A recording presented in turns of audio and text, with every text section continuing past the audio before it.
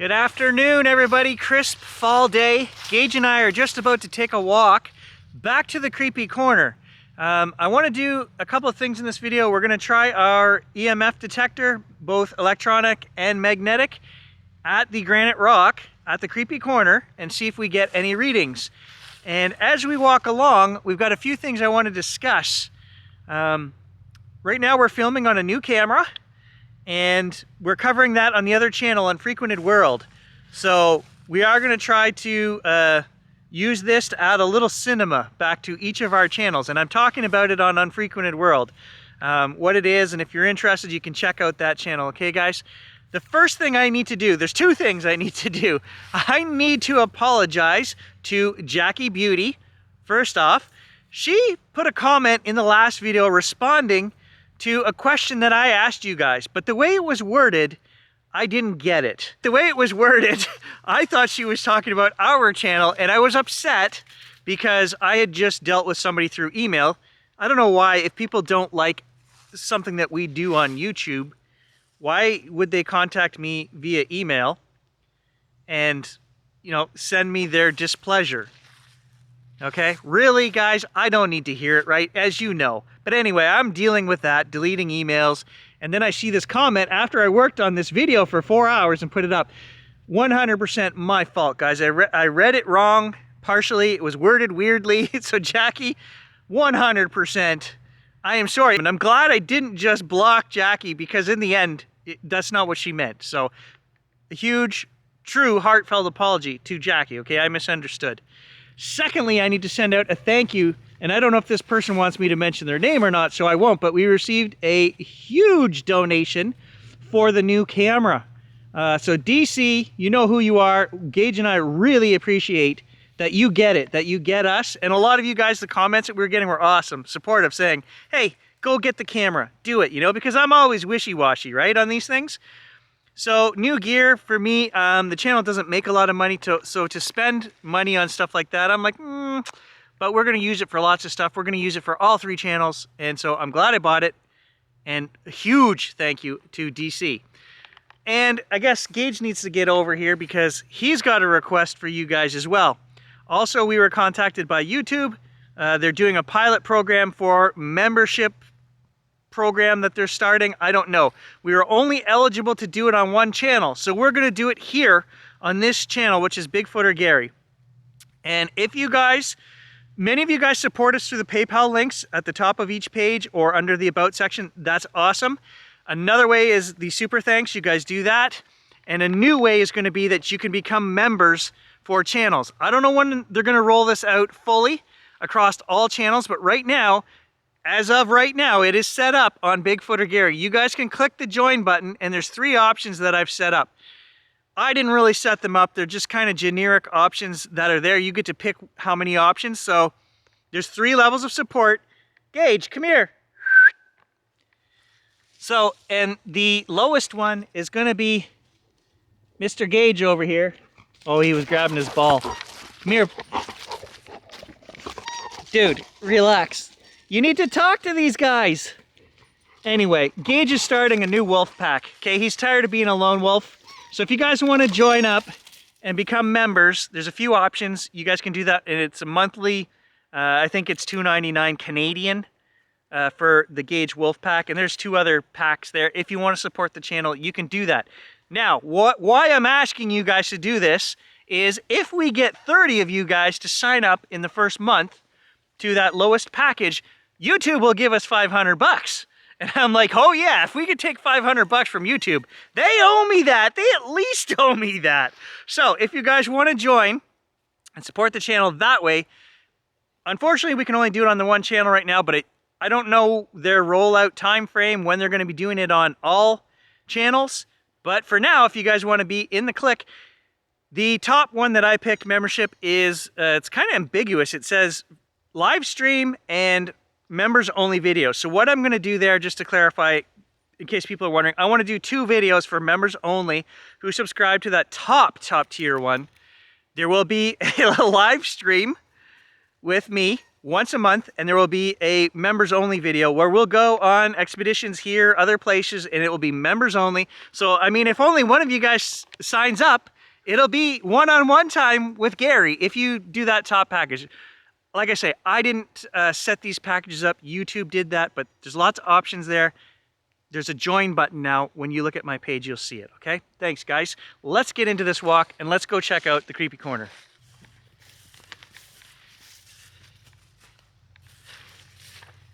Oh no, Gage is in the water. Super wet back here in the swamp right now.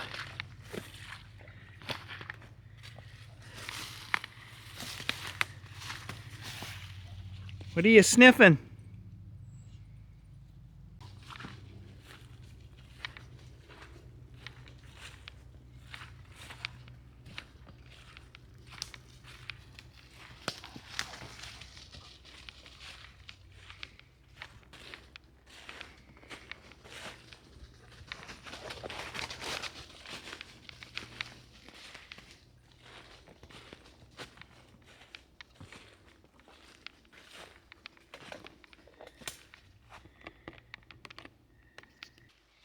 So as we're walking along here, I'm also testing the new camera, just taking some photos here and there. It's not really a photo camera. It'll do 12 megapixels.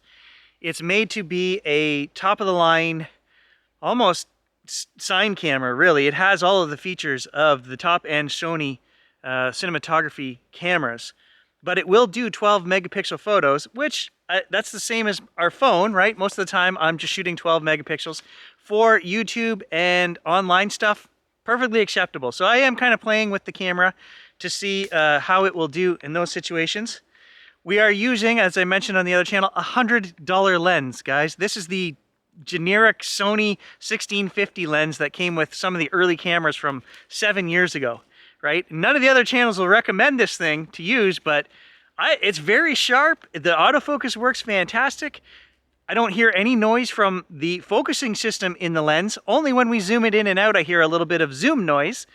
So I think we're just gonna use this lens. Now you guys may notice a little bit of black stuff in the corners sometimes when I move around, because there is one problem with this camera. You have to zoom in just a touch to get rid of that as it's stabilizing itself, okay? And I noticed in the film that I made for the other channel yesterday, I can't see when it's doing that in the corners, but I can see it when I put it on the computer. So we will eventually get that ironed out and figured out. So if you find that distracting, I'm sorry for this video, but eventually Gary will get that fixed.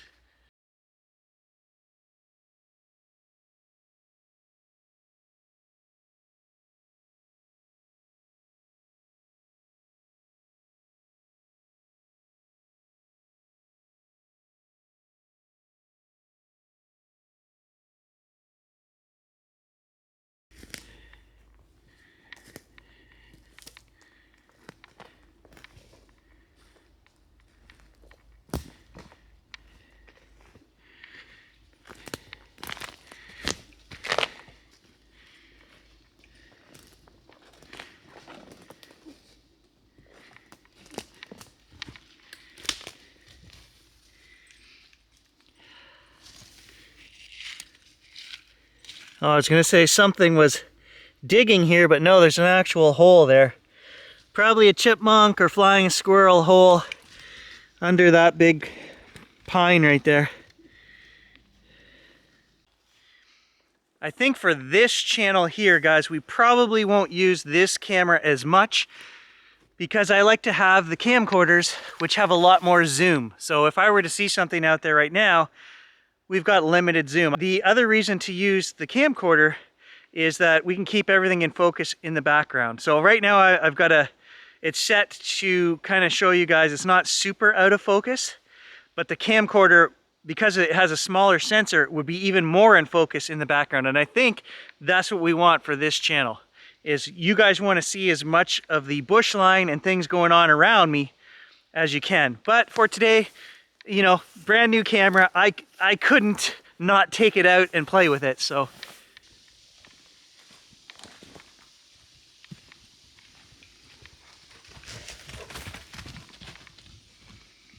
God, he sounds like a horse when he comes running up behind me like that.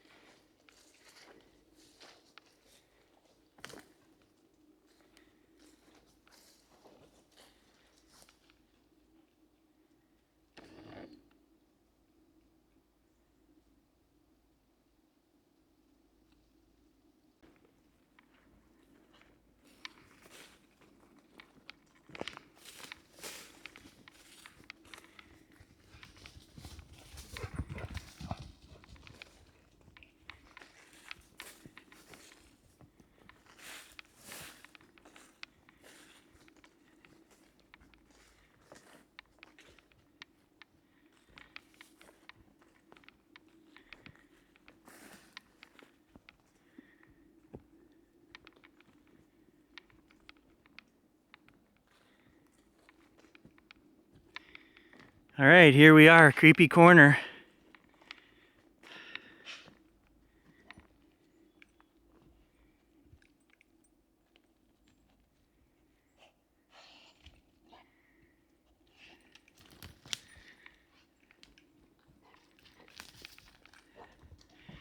That big chunk of granite right there is what we want to scan.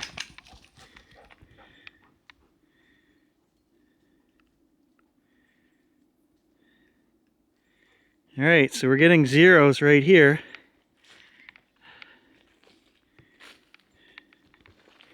Which we should be. Shouldn't be any electronic or magnetic signals out here.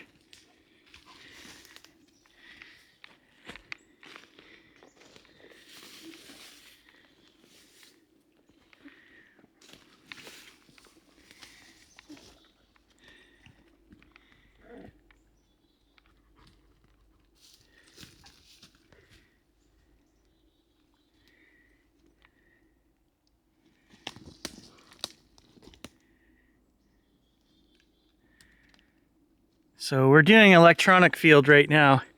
I will switch that over to magnetic after.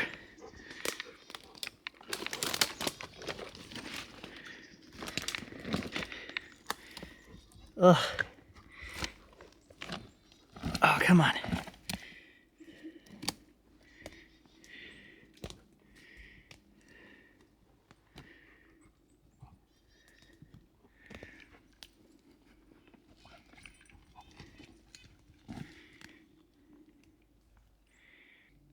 Okay, so I did not get any electric readings. Let's change this to magnetic field. And we'll give it another rescan here. I'll move all around and check it really good.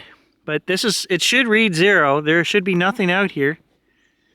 We can go up on top of the rock there too after and do a little bit of a... This granite right here runs hundreds of yards back in that direction. It's like a seam. And this is where it ends. Right here on the trail is, at the creepy corner is where it ends. Is there more energy at the end of this run? I don't know. I'm not picking anything up. Also, I've changed this to VPP, so if we get a reading on here, it will stay. If we have it on average, it will disappear. We're back at the end where it terminates here now. Whoa! Whoa! Did you guys see that? Look at that!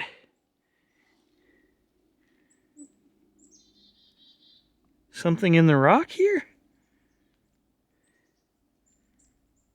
Wait. Let me put this back on average. You can see we got a reading right there. What's going on here? Iron? No, iron shouldn't do that. Okay, so I'm going to put it back on average and just see if it changes. Nothing.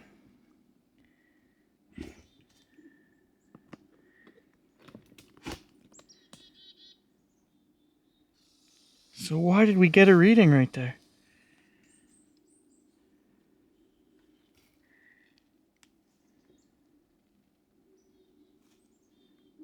There it goes again. Right here where that brown mark is?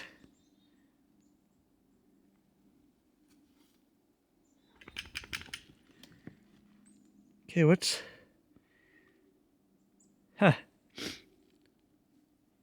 I'm not sure which one I prefer here.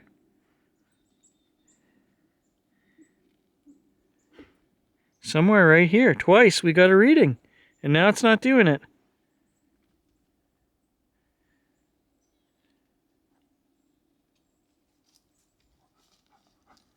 Weird.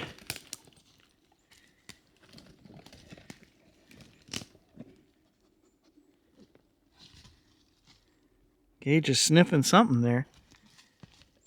What is it, buddy?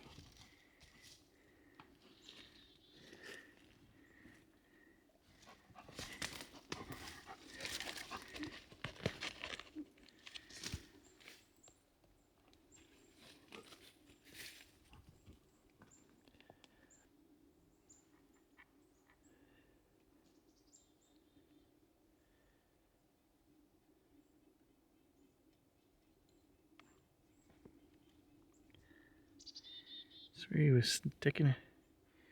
Whoa! Right there again. What's going on here?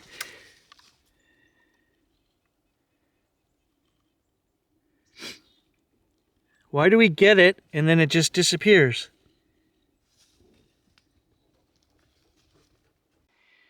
Like, I would have to assume, guys, that maybe the granite's got iron in it, which, you know, because sometimes the iron will act like a magnet. This, actually, guys, this is where we had problems with my compass before, coming along this rock. So in 2 places now, I've gotten readings, which it's still a little strange to me because we got a reading and then I wave the device back over the exact same place and I don't get a reading, which is weird. You would think if there's like a magnetic property to the rock, it would be there constant, but it's not constant.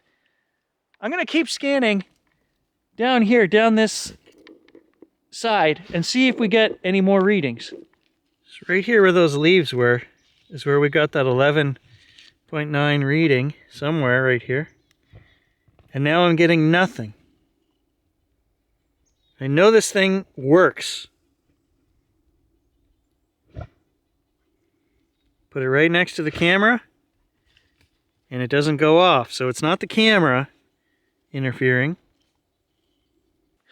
All right, that's strange, guys. So I scanned the whole front face of this, and there were 2 places that I did get a reading.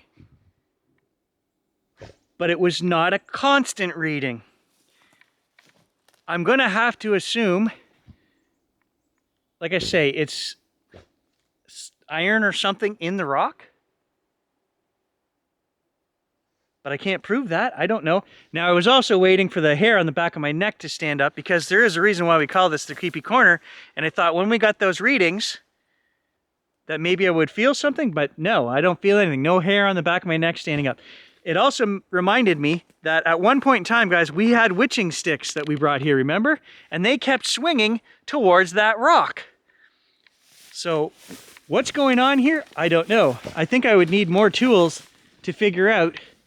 There is definitely something, some kind of signal coming out of that rock periodically. I think it peaked at 11 something. And I don't know what he's doing. What are you doing?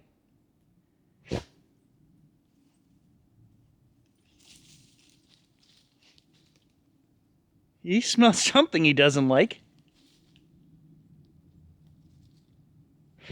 Dude, that is not your best angle. So actually, coming out and doing this little experiment today, guys, has reinforced that I need to do more checking on this granite at this corner. And the first thing that comes to mind is I don't have a lot of budget. We're not going to buy a lot of tools, but why can't I bring another set of witching rods back here and do the scan again with the EMF detector, and as soon as we get a hit, then we'll break out the witching rods and just see if they act, you know, anomalously in the same place. Anomalously? If the witching rods point to where the thing goes off. There are two things that I can say about this experiment. The EMF detector is working properly. It's brand new, and I've done tests at the house and other places, and as soon as you get within 4 feet of a computer or something like a big device, it starts reading, and the closer you get, the higher it goes. And I did have it running down this trail coming in a little bit. It didn't show anything. 98% of that rock that I scanned didn't show anything. So what are we reading? And the two readings that I got, guys, were both in the magnetic field setting, not electric. Okay, so maybe that's important. Just something to note.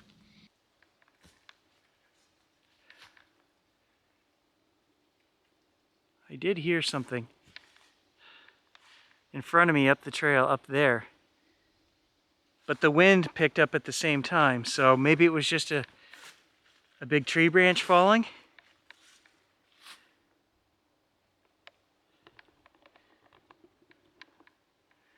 I don't know. I was going to say that I did find the zoom on this camera a little bit limiting for this type of adventure, so probably in the future, well, I guess it's no different than carrying the phone around. It actually has more zoom than the phone, but I try to carry the camcorder for these type of adventures, and I think in the future, that's realistically what we'll do.